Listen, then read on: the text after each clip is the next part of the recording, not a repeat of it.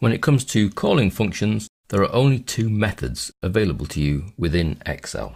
You can either call a function from within a sub-procedure, or you can call a function from the actual cell in Excel.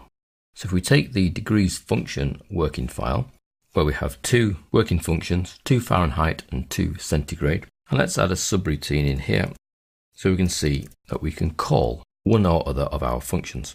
So we're going to create a little subroutine, has a variable to hold the answer of 2 centigrade 55. So we're going to take 55 degrees Fahrenheit and convert it into centigrade. And then we'll put the answer into a message box on the screen. So let's try that.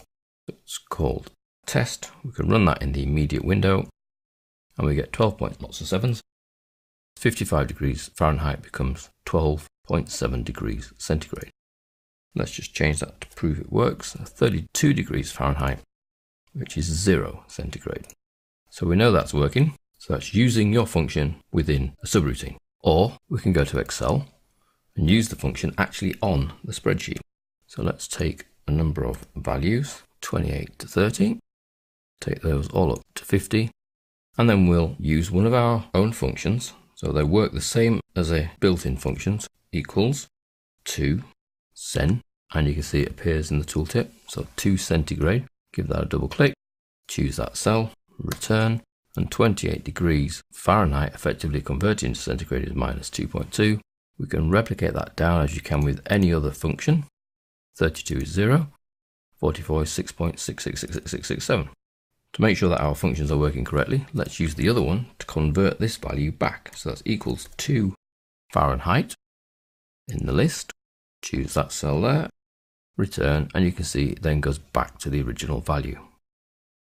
So our function must be spot on. So that's 2 centigrade and 2 Fahrenheit.